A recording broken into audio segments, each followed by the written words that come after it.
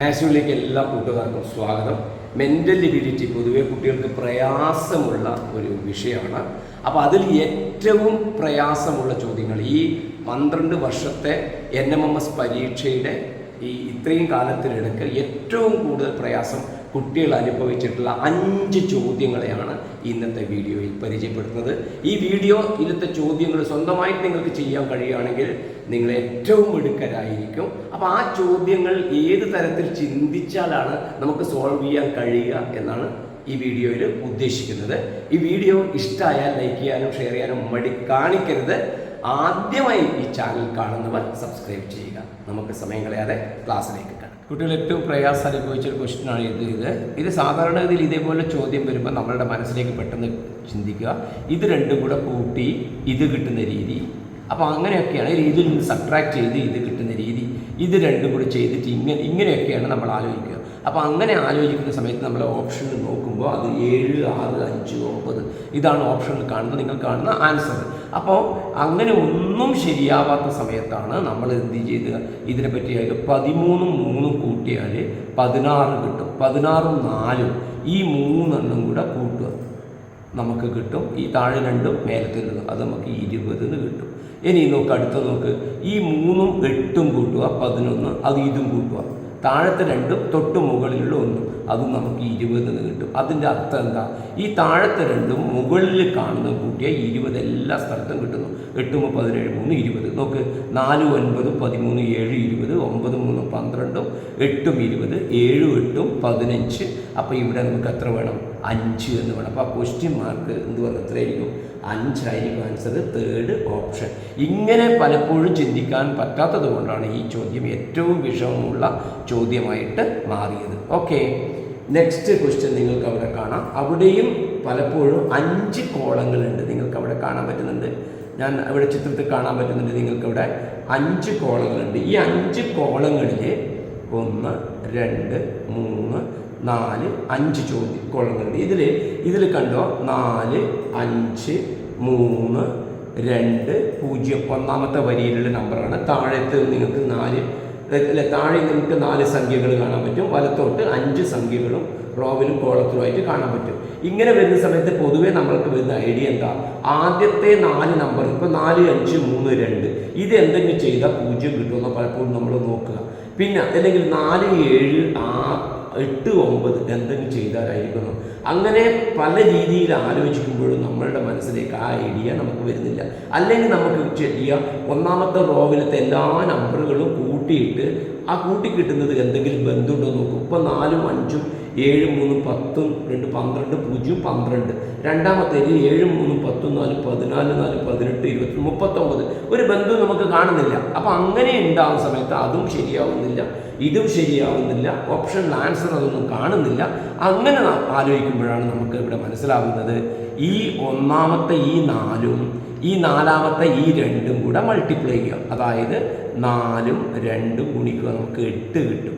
പിന്നെ 5ഉം 3ഉം കൂടെ കൂട്ടുക. ഇതാണ് പലപ്പോഴും നമുക്ക് ചിന്തയിൽ വരാത്ത കാര്യം. ഒന്ന് ഗുണിക്കുന്നു, മൾട്ടിപ്ലൈ ചെയ്യുന്നു, മറ്റേത് കൂട്ടുന്നു. 5ഉം 3ഉം കൂട്ടിയാൽ നമുക്ക് എത്ര കിട്ടും? 5ഉം 3ഉം കൂട്ടിയാൽ നമുക്ക് 8 കിട്ടും. ഈ 8ൽ നിന്ന് ഈ 8 സബ്ട്രാക്ട് ചെയ്യാം, നമുക്ക് എത്ര കിട്ടും?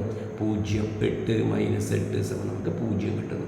രണ്ടാമത്തെ നമ്പർ നോക്കിക്കോ, 7, 3, 4, 4, 21. 4, 21. നോക്ക്, ഈ പറഞ്ഞ മാതിരി ഈ 7ഉം 4ഉം ഗുണിക്കുക. ഒന്നാമത്തെ 4ാമത്തെയാണ് ഗുണിക്കുന്നത്.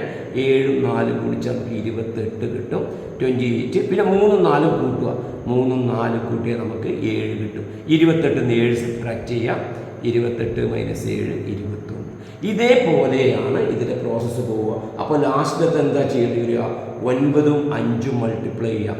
9ഉം 5 45. പിന്നെ 6ഉം 5ഉം കൂട്ടുക.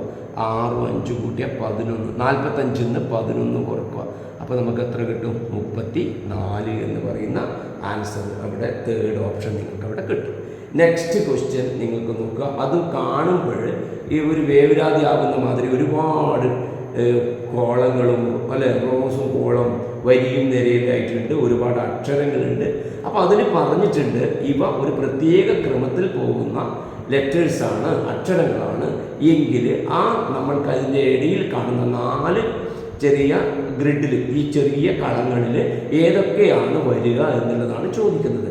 അപ്പോൾ ഈ നമ്പറിൻ്റെ പ്രത്യേകത നിങ്ങൾ നോക്കിയാൽ ഇവിടെ 2 കോളം നമുക്ക് കണ്ടുപിടിക്കുമ്പോൾ അതിൻ്റെ തൊട്ട് മുമ്പിലുള്ള അക്ഷരം എന്താ വരിക? ജെ. ശ്രദ്ധിക്ക്, JK X എന്നാണ് വരുന്നത് അല്ലേ? JK X. അപ്പം നിങ്ങൾക്ക് അവിടെ കാണാൻ പറ്റും ഏറ്റവും മേലെ CFJKX എന്ന് കാണുന്നുണ്ട് അല്ലേ? അപ്പോൾ JKX കഴിഞ്ഞതിന് ശേഷം ഏറ്റവും മുകളിൽ വരുന്ന റോവിൽ അവസാനത്തെ ആൽഫാബറ്റ് അക്ഷരം ഏതാണ്? C ആണ്.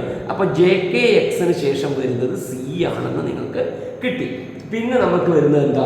അതിന് താഴെ വരുന്ന KJF എന്നാണ് അല്ലേ? നമ്മൾ കണ്ടുപിടിക്കേണ്ട കോളത്തിൻ്റെ ഇടത് ഭാഗത്ത് വരുന്നത് KJF എന്നാണ്.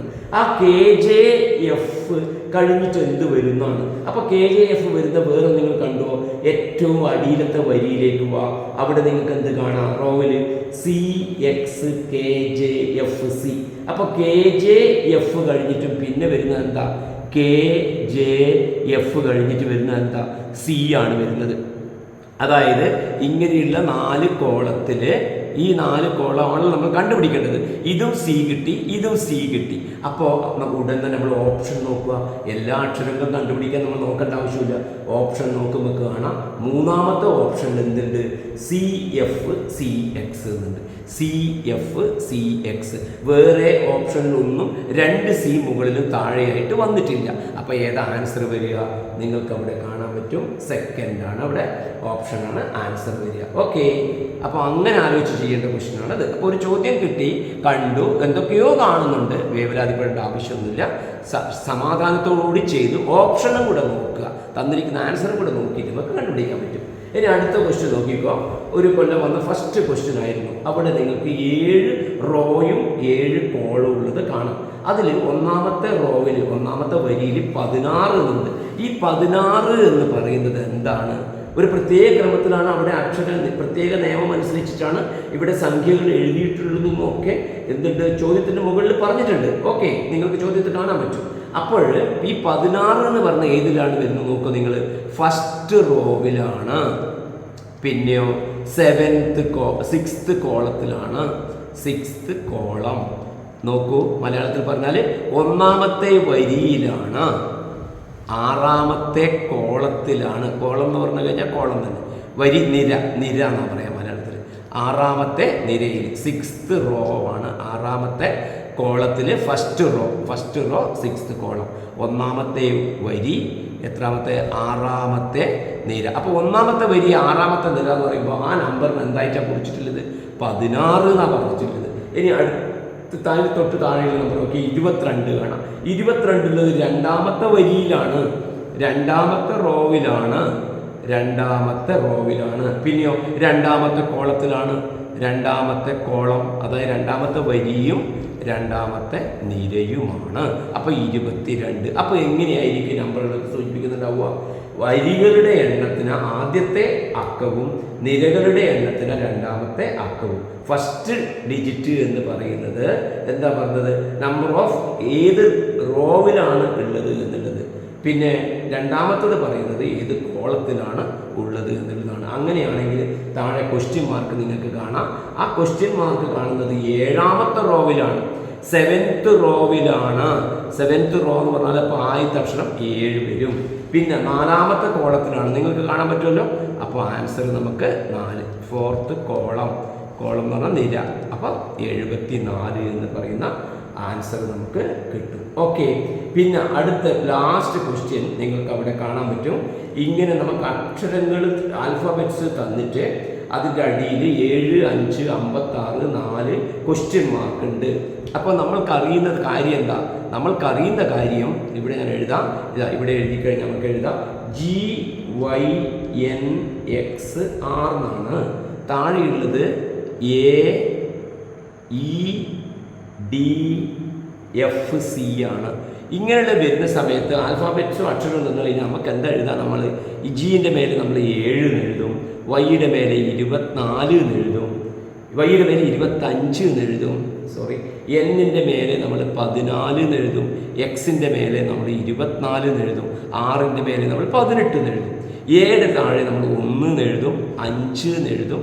4ാമത്താണ് D, F 6ാമത്തെ അക്ഷരമാണ്, C 3ാമത്തെ അക്ഷരമാണ്. ഇവിടെ നിങ്ങൾ നോക്കിക്കോളൂ, 7 ഉണ്ട്, 1 ഉണ്ട് താഴെ, പക്ഷെ അതിൻ്റെ ഇടയിൽ തന്നെ നമ്പർ 7ആണ്.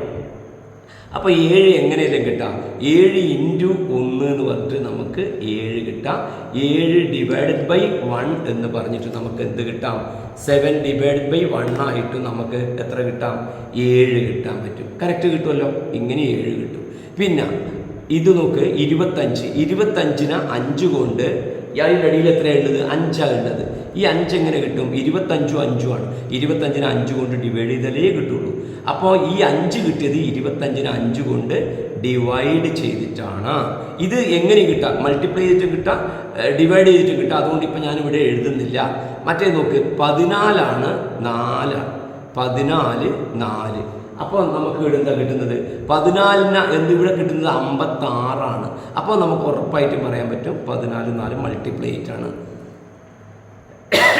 അപ്പോൾ 14 4 56. ഇനി അടുത്ത് നോക്ക്, X 24ആണ്, F 6ആണ്, അവിടെ തന്നിരിക്കുന്നത് 4ആണ്. അപ്പോൾ നമുക്ക് എങ്ങനെ കിട്ടിയിട്ടുണ്ടാവുക, ഈ 24നെ 6 കൊണ്ട് ഡിവൈഡ് ചെയ്തിട്ട് 18ആണ് 3ആണ്.